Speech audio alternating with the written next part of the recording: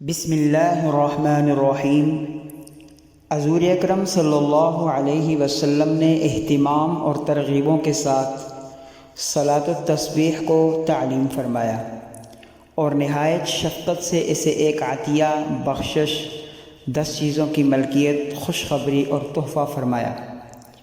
اور فرمایا کہ جب تم اس کام کو کرو گے تو حق جل شانہ تمہارے سب گناہ، پہلے اور پچھلے، پرانے اور نئے، غلطی سے کیے ہوئے یا جان بوجھ کر کیے ہوئے، چھوٹے اور بڑے، چھپ کر کیے ہوئے، کھلم کھلا کیے ہوئے، سب معاف فرما دیں گے۔ احادیث میں اس نماز کے 2 طریقے بیان کیے گئے ہیں۔ پہلا طریقہ یہ ہے کہ یہ کھڑے ہو کر الحمدللہ اور سورت کے بعد 15 مرتبہ چاروں کلمے سبحان اللہ والحمدللہ لا الہ الا اللہ واللہ اکبر پڑھیں، پھر رکوع میں سبحان ربی العظیم کے بعد 10 مرتبہ پڑھے، پھر رکوع سے کھڑے ہو کر سمع اللہ لمن حمدہ ربنا لک الحمد کے بعد 10 مرتبہ پڑھے، پھر دونوں سجدوں میں سبحان ربی الاعلی کے بعد 10 مرتبہ پڑھے، اور دونوں سجدوں کے درمیان جب بیٹھے 10 مرتبہ پڑھے، اور جب دوسرے سجدے سے اٹھے تو اللہ اکبر کہتا ہوا اٹھے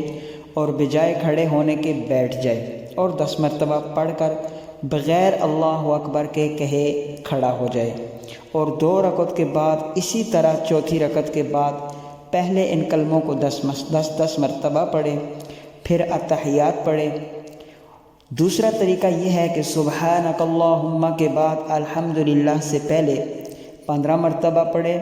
اور پھر الحمد اور سورت کے بعد 10 مرتبہ پڑھے، اور باقی سب طریقہ بدستور، البتہ سورت میں نہ تو دوسرے سجدے کے بعد بیٹھنے کی ضرورت ہے اور نہ تحیات کے ساتھ بیٹھنے کی۔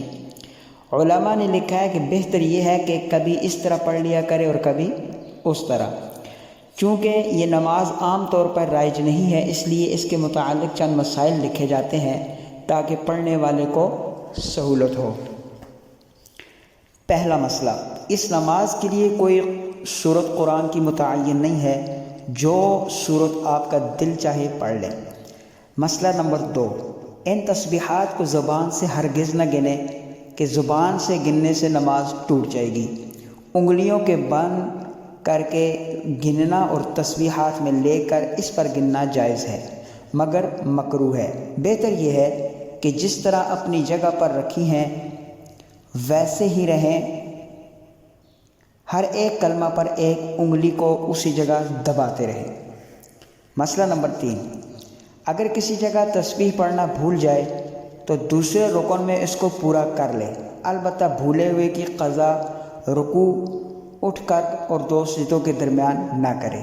اسی طرح پہلی اور تیسری رکعت کے بعد اگر بیٹھے تو ان میں بھی بھولے ہوئے کی قضا نہ کرے، بلکہ صرف ان کی ہی تسبیح پڑھے، اور ان کے بعد جو رکن ہو اس میں بھولی ہوئی بھی پڑھ لے۔ مثلا اگر رکوع میں پڑھنا بھول گیا تو ان کو پہلے سجدے میں پڑھ لے، اسی طرح پہلے سجدے کی دوسرے سجدے میں،